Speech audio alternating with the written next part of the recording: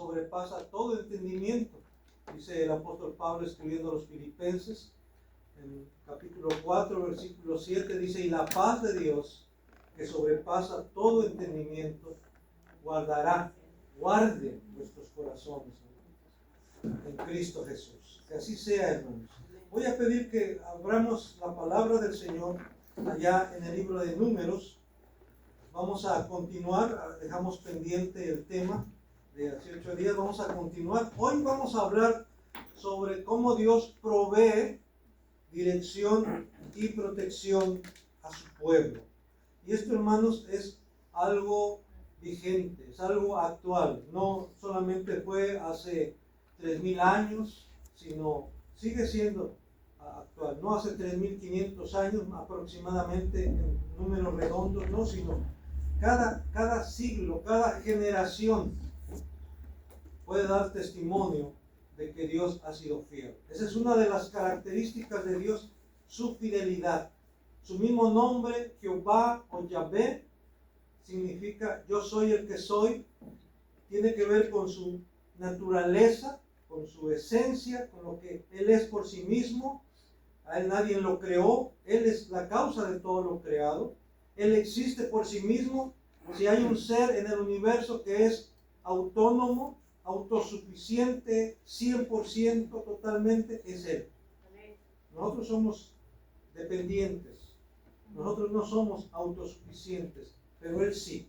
Es más, nosotros dependemos de Él. Nuestra existencia depende de Él.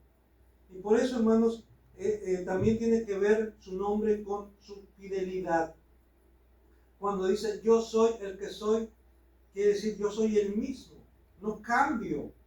Hoy hablamos acerca de los atributos de Dios en la escuela dominical, y uno de los atributos de Dios es su inmutabilidad. Él es el mismo ayer, hoy y por los siglos. Él no evoluciona, Él no mejora, Él no se hace más poderoso, Él es siempre poderoso. Él no se debilita, no es que con el tiempo Él se va debilitando. Los soles, las estrellas se debilitan con el tiempo, pero Dios no, hermanos. Dios permanece el mismo. Su poder, su santidad es la misma. Su capacidad de perdonar es la misma. Él sigue perdonando. Y su perdón es suficiente para perdonar todos los pecados de todos aquellos que se acercan a Él, y por más grandes que sean, por más escandalosos que sean, por más terribles que sean, Dios puede perdonarlos si realmente nos arrepentimos. Si confesamos nuestros pecados, dice, Él es fiel y justo para perdonar nuestros pecados y limpiarnos de toda maldad. Esa es la realidad, hermanos.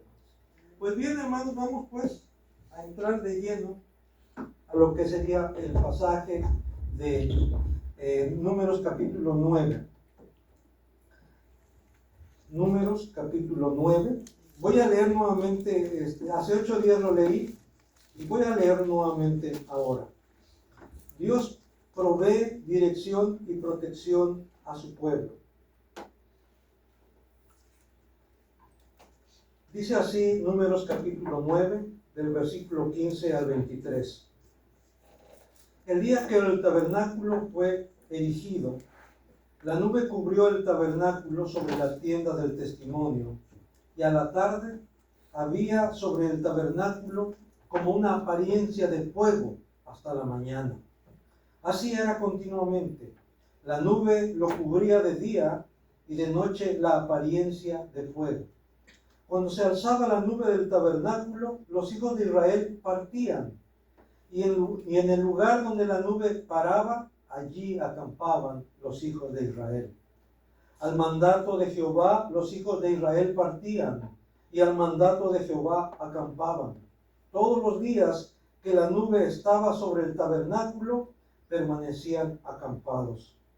Cuando la nube se detenía sobre el tabernáculo muchos días, entonces los hijos de Israel guardaban las ordenanzas de Jehová y no partían. Y cuando la nube estaba sobre el tabernáculo pocos días, al mandato de Jehová acampaban y al mandato de Jehová partían.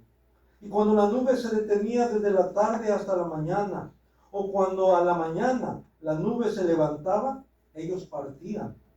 O si había estado un día y a la noche la nube se levantaba, entonces partían. O si 2 días, o un mes, o un año, mientras la nube se detenía sobre el tabernáculo, permaneciendo sobre él, los hijos de Israel seguían acampados y no se movían. Mas cuando ella se alzaba, ellos partían. Al mandato de Jehová acampaban y al mandato de Jehová partían, guardando la ordenanza de Jehová, como Jehová lo había dicho por medio de Moisés. Amén y amén. Que el Señor añada bendición a su palabra, que ya en sí es bendita. La palabra de Dios es bendita, la palabra de Dios es viva y eficaz, dice. Es como una espada de 2 filos que penetra hasta partir el alma, los tuétanos, las coyunturas, dice, y discierne los pensamientos y las intenciones del corazón. Así es la palabra de Dios de poderosa. Y a esta palabra, hermanos, el Señor todavía añade bendición por medio de su Espíritu Santo, de tal manera que esa palabra puede cobrar vida en nosotros, de tal manera que esa palabra es alimento para nuestro espíritu, para nuestra alma, así como nuestro cuerpo necesita del pan, necesita del alimento, necesita del agua, así nuestro espíritu también necesita del pan de vida, necesita de la palabra de Dios y necesita también de esa agua refrescante que es su Espíritu Santo. Pues bien, hermanos, como decía en este pasaje, vemos cómo Dios provee dirección y protección a su pueblo.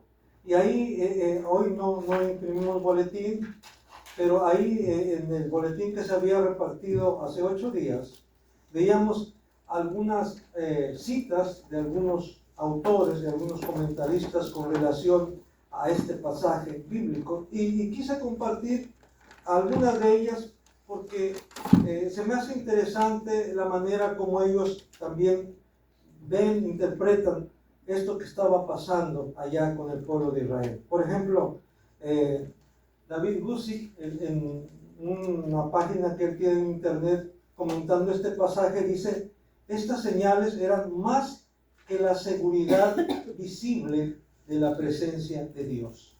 La nube de día y el fuego de noche también fueron ayuda y consuelo para Israel.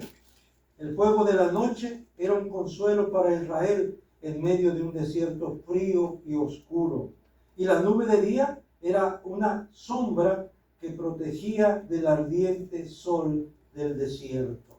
Hermano, esto tiene mucho significado aún actualmente. Tal vez nosotros no estamos cruzando un desierto literalmente, pero en nuestra vida hay momentos difíciles en donde sentimos mucha frialdad espiritual, frialdad emocional. Y es ahí cuando necesitamos el fuego de Dios, necesitamos la presencia de Dios. Y esto es tremendo porque muchas veces esa frialdad espiritual nos lleva a alejarnos de Dios. Nos lleva a alejarnos de esa fuente de calor que es el amor de Dios, que es la fidelidad de Dios, y nos vamos alejando en lugar de acercarnos. Entonces necesitamos del calor de Dios, así como el pueblo de Israel necesitaba de noche para que ellos no experimentaran la frialdad del desierto, la oscuridad del desierto. Dios, hermanos, se manifestaba sobre ellos en una columna de fuego en la noche, que les daba calor, pero también les iluminaba y podían ver a su alrededor. No estaban en tinieblas. Dirán, ¿y cómo es que dormían? Bueno, ellos podían dormir en sus tiendas, porque dice que cuando la nube se detenía, el pueblo se detenía y acampaba. Cuando la nube o la columna de fuego se alzaba, avanzaba, el pueblo de Israel tenía que levantar. Pero algo que no hemos visto, pero aquí está en la Biblia, cómo Dios ordenó también cómo debían acomodarse las tribus alrededor del tabernáculo. Dios dijo, al norte, al sur, al este, oeste van a estar estas tribus. Y cuando haya que partir, va a empezar la tribu de Judá. Ella va a ir atrás del arca de la alianza, del arca del pacto. Y así las demás tribus. No era que ya vámonos todos y órale, agarraban sus cosas y quien estuviera más listo era el que iba a... No, Dios había establecido un orden. Por eso hace unos domingos yo hablé acerca de el Dios de orden, demanda orden de parte de su pueblo. Y parte de que no alcanzamos a ver fue precisamente eso, el orden que Dios estableció de cómo debían acampar las tribus alrededor del tabernáculo y cómo debían marchar cuando había que partir, el orden que debían seguir. No era, como dicen por ahí, el más ganón de todos. No, era Dios había determinado cómo debía de ser. Y en ese orden tenía que hacerse. Y aquí lo dice, y así como Dios había ordenado, así el pueblo lo hacía. Esto explica, hermanos, por qué fue posible que un pueblo aproximadamente de 3 millones, 2 millones y medio, 3 millones, pudiera ir en el desierto. Muchos dicen, no, eso no es posible. ¿Cómo? Si con unos cuantos miles se crea un desorden, ya hablando de millones, pues es peor todavía. Bueno, humanamente hablando, tienen razón. Pero no era Moisés el que los controlaba, no eran los jefes de tribus quienes los controlaban, era Dios quien estaba dirigiéndolos. Y claro que sí, Dios pidió que en cada tribu hubiera un representante de cada tribu. Pero realmente quien tenía la voz de mando era Dios, ni siquiera Moisés, era Dios. Por eso se pone de manifiesto aquí que, como dice ahí, al mando de la voz, dice, al mando de Jehová los hijos de Israel partían, versículo 18, y al mando de Jehová acampaban.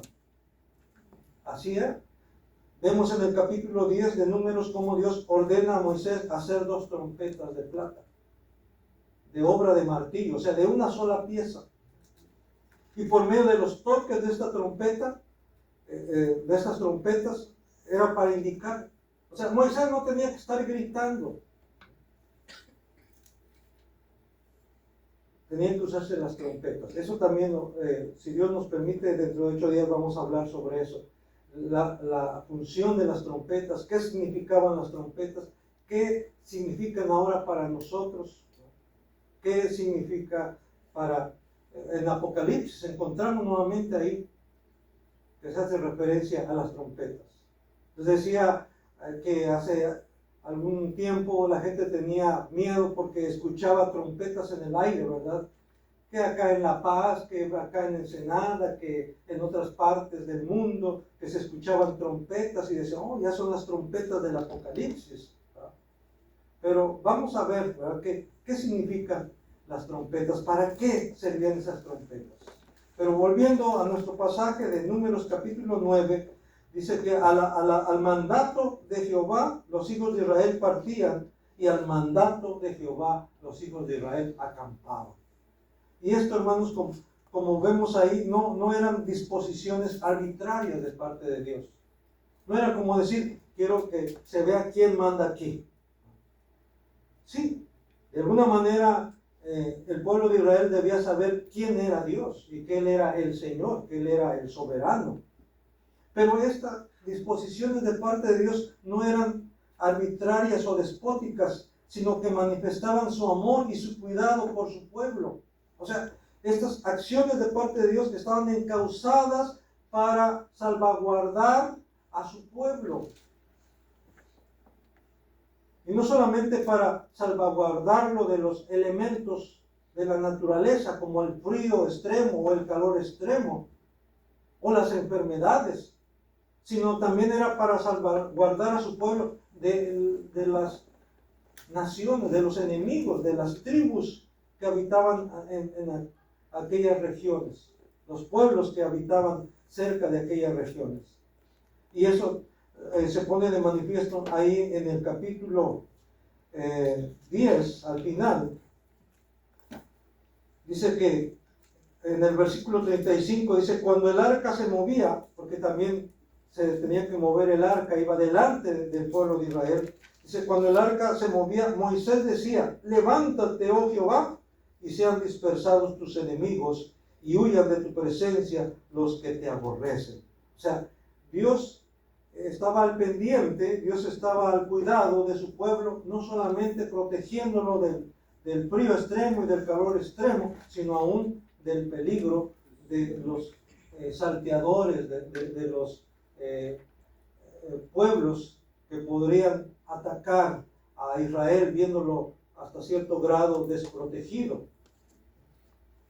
Pero no sabían o se dieron cuenta que quien estaba con ellos era alguien sobrehumano. Y ese sobrehumano es Dios mismo, está por encima, ¿verdad?, del ser humano, por encima de Moisés. También otro comentarista, Morgan, dice, ninguna responsabilidad recaía sobre el pueblo salvo la obediencia. Y dice más, pero nada más llamó la atención a esa expresión.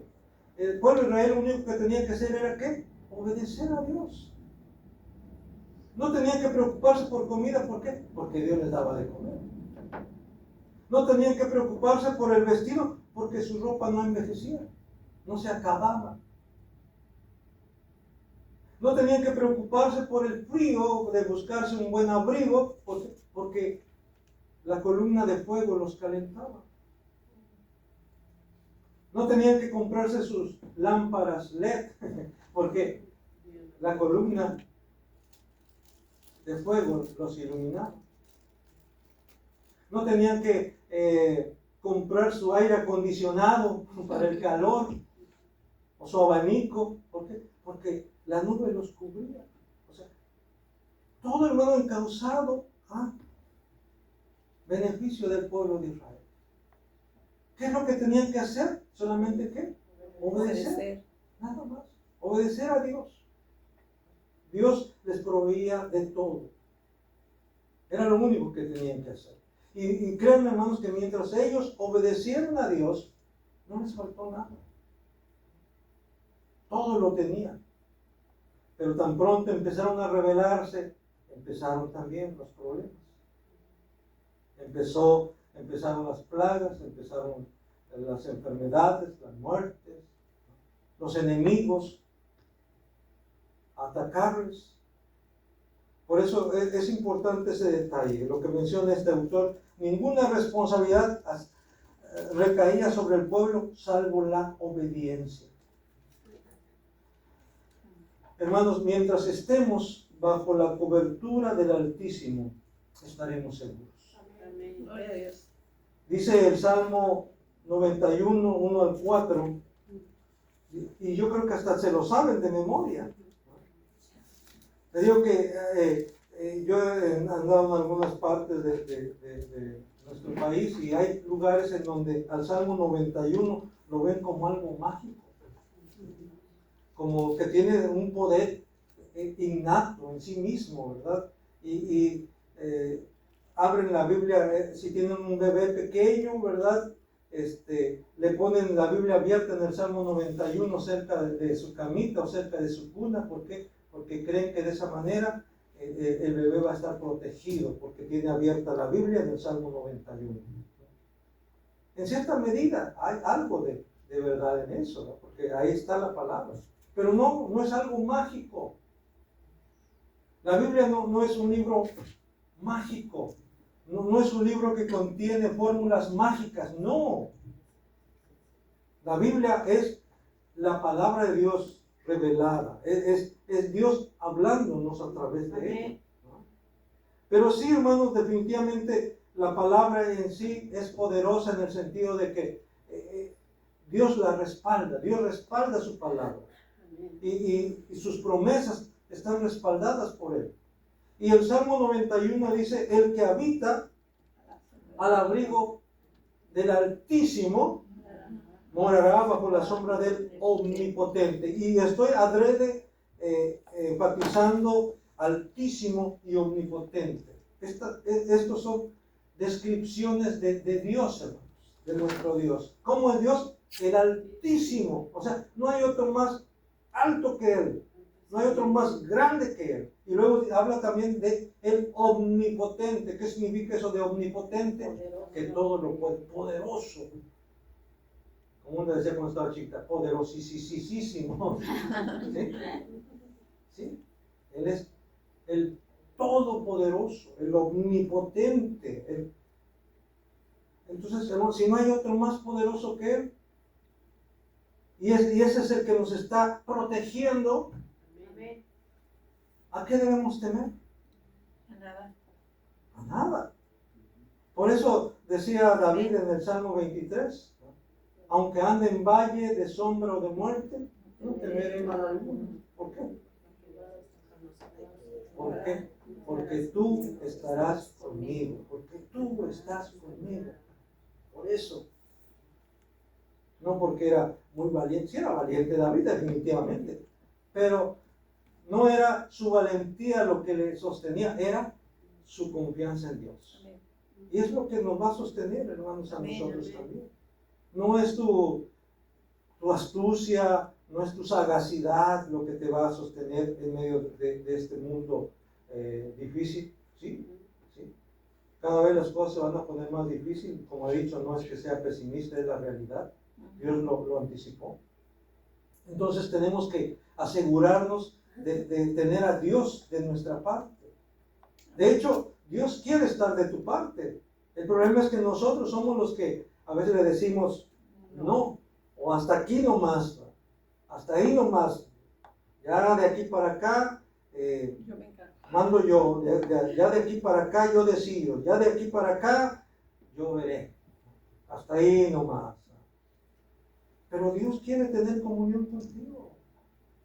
Dios quiere que abra la puerta. Ahí en Apocalipsis 3:20 dice, yo estoy a la puerta y llamo. Si alguno oye mi voz y abre la puerta, ¿qué dice? Entraré a él y cenaré con él y él conmigo. O sea, Él no quiere que lo dejes al margen, no quiere que lo dejes a la puerta. Es más, no quiere que lo dejes allí en la sala de estar. A veces dicen, ok, espérame aquí. Y ahí dejamos a la visita en la sala de espera. No, Él no quiere que lo dejes en la sala de espera. Él quiere que lo invites a tu mesa. Él quiere cenar contigo, quiere comer contigo, quiere tener comunión contigo. Porque la comida, la cena ahí indica comunión. Incluso la Santa Cena se le llama ¿qué? Comunión. Él quiere tener comunión contigo. Quiere ser parte de tu vida. Él quiere ser el centro de tu atención, el centro de tu vida. Lo más importante de tu vida. Por eso, el que habita, el habitar es hacer tu casa.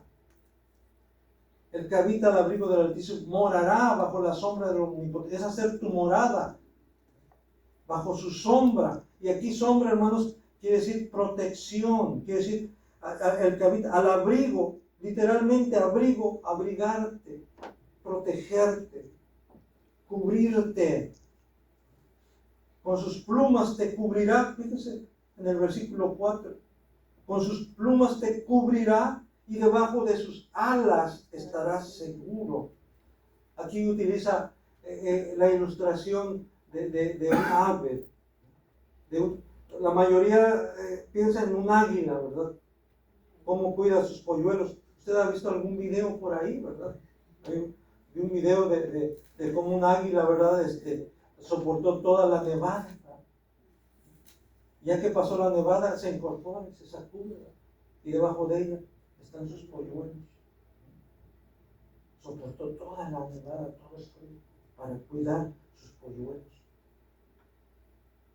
Jesús utiliza la imagen de la gallina. Dirán, ¿por qué una gallina y no el águila? Por lo mismo, como Él condesciende.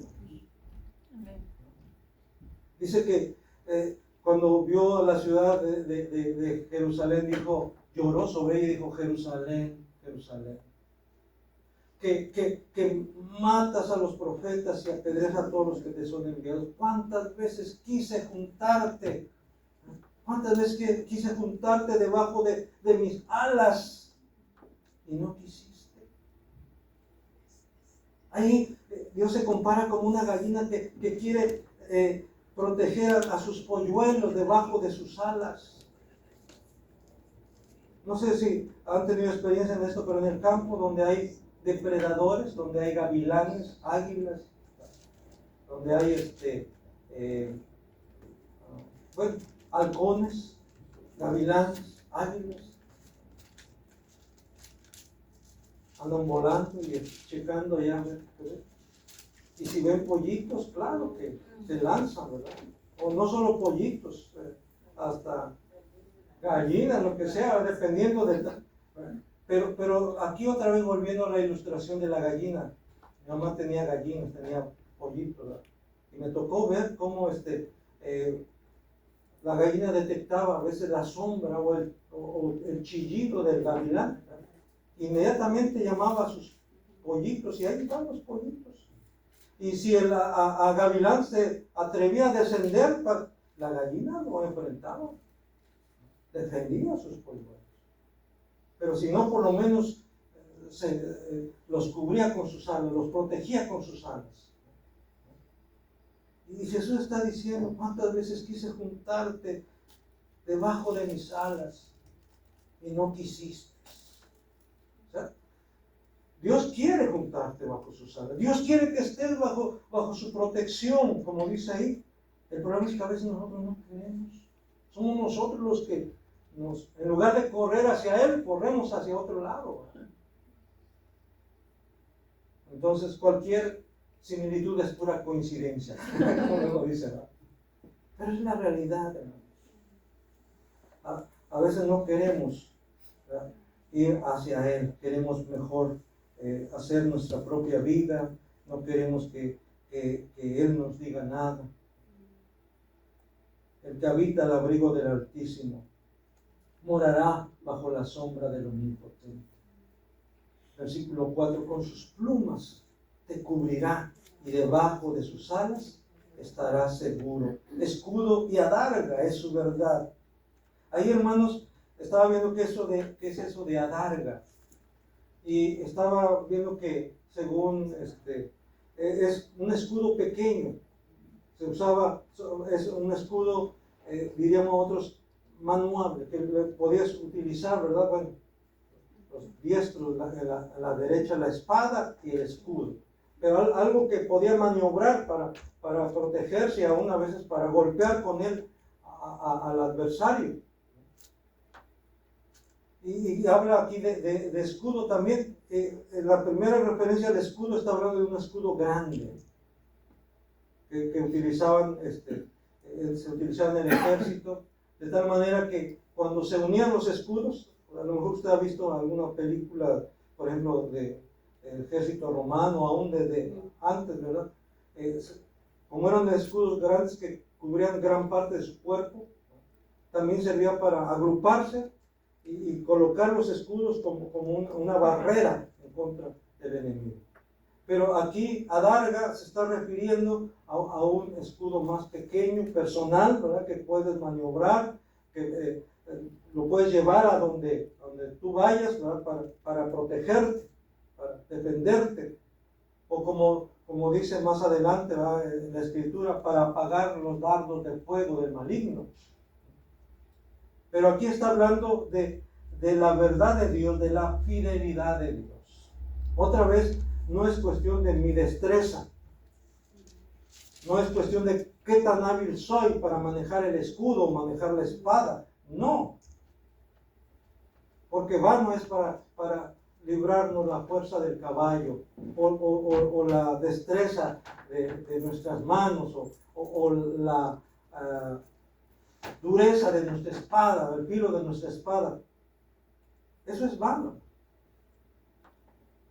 El que sí puede librarnos es Dios. Y claro, estos solamente son instrumentos, son herramientas bien usadas, pueden ser útiles, pero la causa real, verdadera, de que Dios no permitió que David fuese muerto, que David cayera bajo el filo de la espada del enemigo, fue Dios.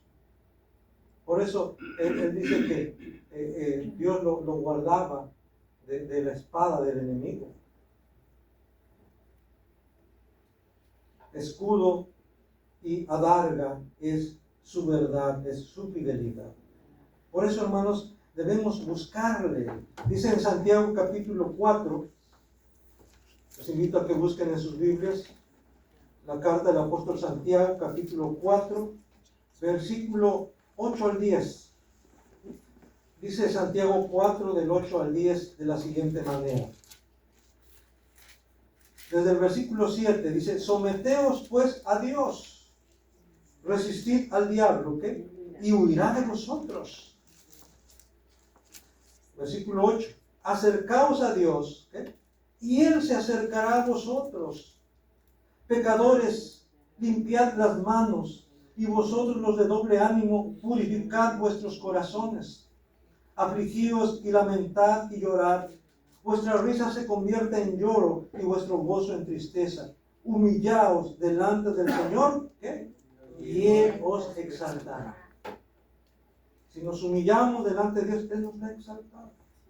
Pero si estamos rebeldes, si nos exaltamos delante de Dios y delante de los demás, Dios nos va a humillar. Y hemos visto, hermanos, muchos casos así,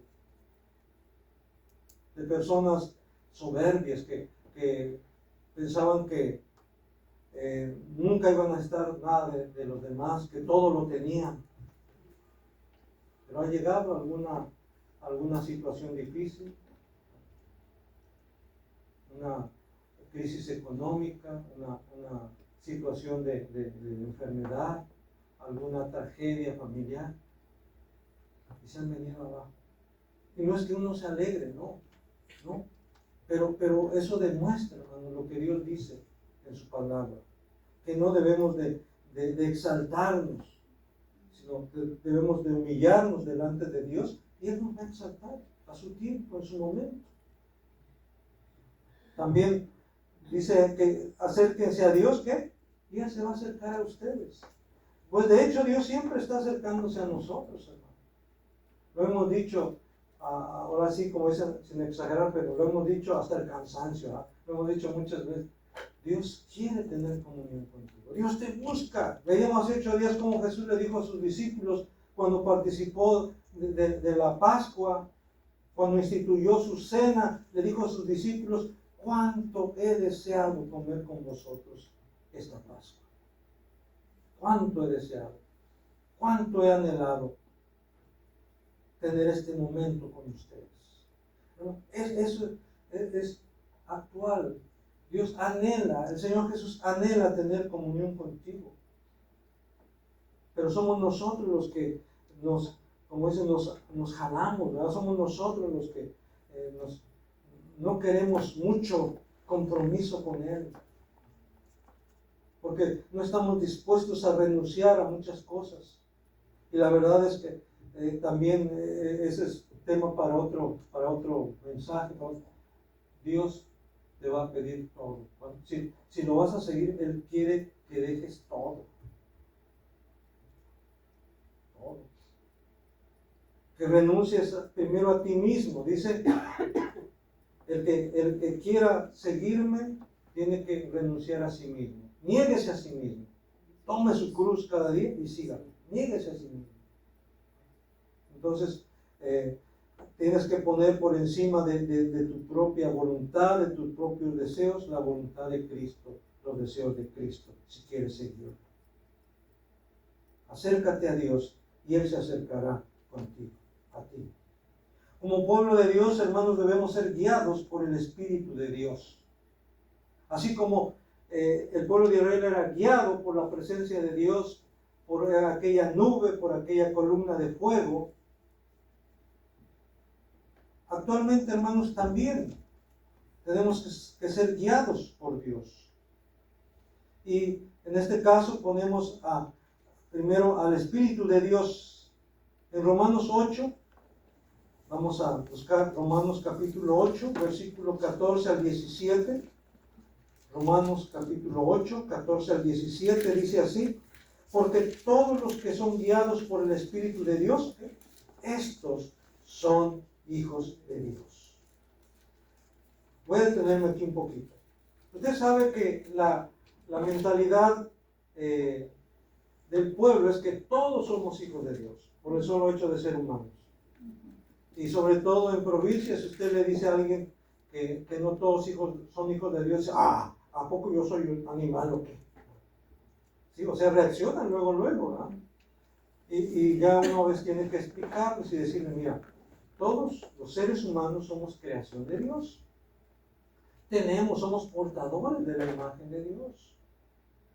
Pero los que realmente pueden llamarse con todo derecho, con toda propiedad, hijos de Dios e hijas de Dios, son aquellos que han recibido a Cristo como su Señor y Salvador. Aquellos que han aceptado a Cristo como el unigénito Hijo de Dios, como aquel que murió por sus pecados en la cruz, que lo confiesan como su Salvador. Esos son realmente hijos e hijas de Dios. O sea, tenemos que explicarles, decirles, porque si no se enojan. Entonces, y la Biblia, hermanos, lo dice, ¿verdad? Y no, yo no te lo estoy diciendo, lo dice la Biblia ahí en Juan 1, dice que 1:12. Jesús a los suyos vino y los suyos no le recibieron. Pero a todos los que le recibieron, a los que creen en su nombre, les dio potestad de ser hechos hijos de Dios. Ahí está, dice, a los que creen en su nombre. Esos son los hijos de Dios. Entonces, otra vez volviendo a Romanos 8, versículo 14, porque todos los que son guiados por el Espíritu de Dios, estos son hijos de Dios. Entonces, ¿quiénes son guiados por el Espíritu de Dios? Los que son hijos de Dios, las que son hijas de Dios. Son los únicos que pueden decir que son guiados por el Espíritu de Dios. Versículo 15, pues no habéis recibido el espíritu de esclavitud para estar otra vez en temor, sino que habéis recibido el espíritu de adopción, por el cual clamamos, Abba, Padre. Por eso, hermanos, decía yo hace 8 días, toda la gente cuando pasa situaciones se llena de temor. Ahora, nosotros no estamos exentos de también tener temor. Somos humanos. Y tenemos que confesar que sí, también a veces nos invade el temor. Pero David decía, el día en que yo temo, oh Dios, en ti confío. Entonces es lo que tenemos que hacer. Sí, llega el temor también hasta cierto grado de incertidumbre en nuestra vida, pero es precisamente para esos momentos, cuando llega el temor, que tenemos que reafirmarnos en nuestra confianza en Dios. El día en que yo temo, en ti confío, le dice David a Dios. Y aquí vemos, hermanos, como dice que hemos recibido el espíritu, no espíritu de temor, ¿verdad? Pues no habéis recibido el espíritu de esclavitud para estar otra vez en temor, sino que habéis recibido el espíritu de adopción, por el cual clamamos, Abba, Padre. El espíritu mismo, versículo 16, da testimonio a nuestro espíritu ¿de qué? De que somos hijos de Dios. O sea, no es algo que alguien te dice, no, tú eres una hija de Dios, tú eres un hijo de Dios. Es el espíritu mismo que da testimonio dentro de ti mismo, de tu espíritu, de que eres una hija de Dios, de que eres un hijo de Dios, de que has sido adoptado por Dios, de que Dios te ama, de que a Dios le importas, de que Dios te cuida. Todo esto implica ser una hija de Dios o un hijo de Dios. Y si hijo, versículo 17, también herederos de Dios y coherederos con Cristo, si es que padecemos juntamente con Él, para que juntamente con Él seamos glorificados. Así es que ahí está, hermanos, tenemos que ser guiados por el Espíritu de Dios. También tenemos que ser guiados por la palabra de Dios. Está íntimamente relacionado. Busquemos en 1 de Pedro 1, capítulo 1, versículo 19. Primera carta del apóstol Pedro, capítulo 1, versículo 19. Dice así. Entonces debe ser, déjame buscar, no es el pasaje que yo, es segunda de Pedro, entonces 1:19. Segunda de Pedro 1:19. Dice, tenemos también la palabra profética más segura, a la cual hacéis bien en estar atentos como una antorcha que alumbra en lugar oscuro hasta que el día esclarezca y el lucero de la mañana salga en vuestros corazones. Tenemos que, dice el apóstol Pedro, la palabra profética. ¿Y dónde está la palabra profética? Aquí en la Biblia. Tenemos la palabra profética aquí. Dice, y es segura, es confiable. Ya hemos dicho, ya hablamos la otra vez sobre los atributos de la Biblia. La Biblia es la palabra de Dios, es verdad, no tiene errores en el sentido de que no hay contradicción en ella. Puede haber errores de imprenta, pero no errores doctrinales. Lo que ha dicho Dios a sus profetas, o por medio de sus profetas, se ha cumplido, por lo cual lo que hace falta se va a cumplir, porque lo que Dios ha dicho y ha prometido tiene cumplimiento. Entonces, todo esto son cualidades de las escrituras, de la profecía. Y por eso dice el apóstol Pedro, tenemos esta palabra profética más segura, a la cual hacéis bien en estar atentos. Hay que estar atentos a ella, dice, como una antorcha que alumbra en lugar oscuro. Fíjense, no es coincidencia esto. ¿Qué era lo que alumbraba al pueblo de Israel allá guiándolos en el desierto? Una columna de fuego en la noche. Los alumbraba, los calentaba, una columna de fuego. Y aquí dice Pedro, nosotros tenemos la palabra profética que es como una antorcha. Una antorcha también da calor. Una antorcha también alumbra. Una antorcha sirve para ver en la oscuridad. Una antorcha elimina la oscuridad.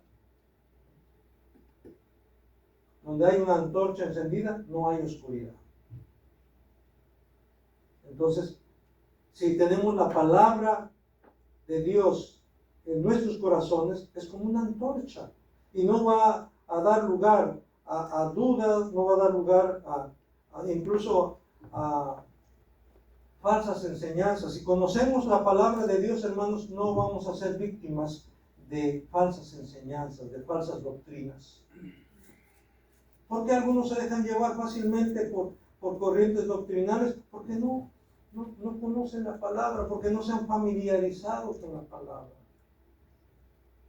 Por eso decía el apóstol Pablo, también veíamos esto en la escuela dominical, dice que si alguno de nosotros, hablando de los apóstoles,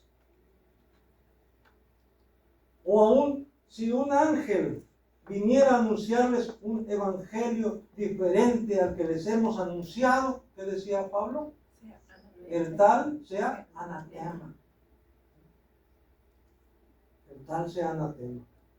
¿Por qué? Porque el apóstol Pablo había dicho, yo no me propuse saber otra cosa entre vosotros, sino a Cristo y a este crucificado. El apóstol Pablo decía, porque no nos predicamos a nosotros mismos, decía Pablo, sino nosotros predicamos a Cristo, la obra de Cristo, lo que Él ha hecho. Y por eso decía, si alguien viene a predicarles un evangelio diferente al que les hemos predicado, al que les hemos anunciado, sea anatema. En otras palabras, no lo reciban. Por eso es importante conocer el evangelio, la palabra, ser guiados por la palabra. Es bueno que estén atentos, porque es como una antorcha que alumbra en lugar oscuro hasta que el día esclarezca y el lucero de la mañana salga en vuestros corazones. También, hermanos, el salmista en el Salmo 119, versículo 105, también es un texto que yo sé que usted conoce, dice, lámpara es a mis pies tu palabra y lumbrera a mi camino. Otra vez, hermanos, está haciendo referencia a esa lumbrera que guió al pueblo de Israel en el desierto hacia la tierra prometida. Lumbrera a mi camino. Lámpara es a mis pies tu palabra y lumbrera a mi camino. Así que la palabra de Dios, hermanos, debe ser como una lumbrera. Así como para el pueblo de Israel. Así la Biblia para nosotros.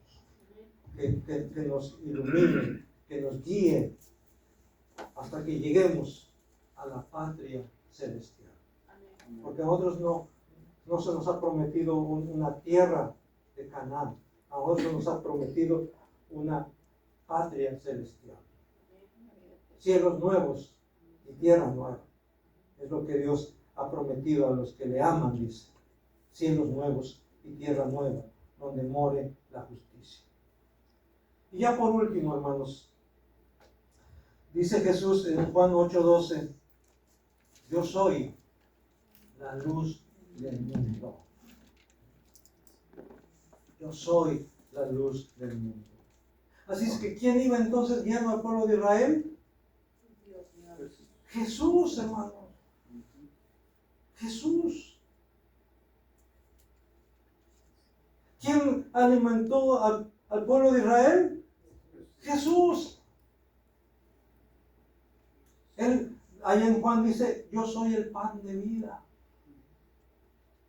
Porque le dijeron, a ver, ¿qué obras haces? Le dijeron los judíos, nuestros padres comieron maná allá que le dio Moisés, allá en el desierto. ¿Tú qué señal haces? Como decía, Moisés hizo esa señal, ¿y tú qué? Y Jesús le dijo, no, es cierto, Moisés no les dio el verdadero pan del cielo. El verdadero pan del cielo, le dijo Jesús, soy yo. Yo soy el verdadero pan que descendió del cielo. El que de mí come no volverá a tener hambre. El que de mí come no morirá. El agua que bebieron de la roca que Dios les proveyó, ¿quién era? Cristo. Cristo. Pablo le dice a los corintios, y bebieron de la roca espiritual que les seguía, y la roca era Cristo. Entonces, el pueblo de Israel fue alimentado por Cristo, con Cristo, su sed fue saciada con Cristo, ¿verdad? Quien lo guiaba y lo iluminaba era Cristo. Él dice, yo soy la luz del mundo, Juan 8:12. El que me sigue, ¿qué? No andará en tinieblas. La que me sigue no andará en tinieblas. El que me sigue no andará en tinieblas, sino tendrá, ¿qué? La luz de la vida. La luz de la vida. Solamente en Él hay vida. Porque Él es el camino, la verdad y la vida. Y nadie puede ir al Padre si no es a través de Él. Él es la resurrección y la vida. El que cree en Él, aunque esté muerto, vivirá. Yo soy la luz del mundo, dice el Señor. El que me sigue no andará en tinieblas, sino que tendrá la luz de la vida. Por eso el apóstol Pedro, hermanos, cuando empezó a dejarle la gente a Jesús, porque les hablaba muy fuerte, les hablaba muy directo, muchos no resistieron, ¿verdad? Porque les decía, si no comen mi carne y beben mi sangre, no tienen vida en ustedes mismos. Y muchos empezaron a irse. Y los mismos apóstoles le dijeron, Señor, es muy dura tu palabra. Mira, se están yendo. Como decían, te están dejando, nos están dejando. ¿Qué le dijo Jesús? ¿Ustedes también quieren irse? ¿Y qué dijo Pedro? Señor, ¿a quién iremos? ¿A dónde podemos ir si solamente tú tienes palabras de vida eterna? Así es, hermanos. Solamente en Cristo hay palabras de vida eterna. Porque Él es la verdad, porque Él es la vida, porque Él es la luz, porque Él es el agua de vida, porque Él es la vida verdadera. Pero Él es todo. Por eso decía, yo soy. Y cuando dice yo soy, está haciendo referencia a ese yo soy que se reveló a Moisés. Yo soy. También es así que cuando fueron a prenderlo allá al huerto de Getsemaní, esa turba que enviaron los principales sacerdotes, encabezados, guiados por Judas Iscariote, porque él sabía dónde encontrarlo, porque Jesús había estado con sus discípulos en ese lugar. Judas había estado con él también en otras ocasiones, en ese lugar donde Jesús iba para orar con sus discípulos.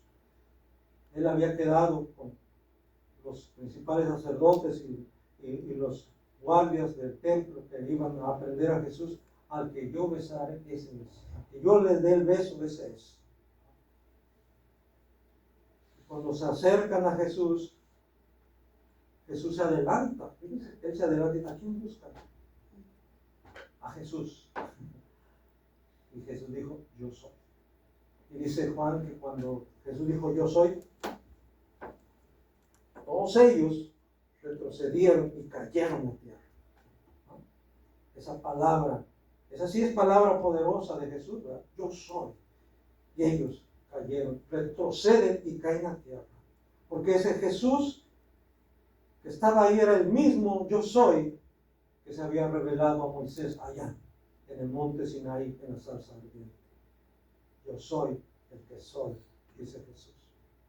Y solamente en Él podemos tener existencia. Solamente en Él podemos ser. Fuera de Él, ¿qué somos? Que el Señor nos ayude pues a buscarlo y a permanecer en Él, a hacer nuestra morada en Él, a morar bajo su protección. El que habita el abrigo del Altísimo morará bajo la sombra del Omnipotente. Amén. Amén. Así es.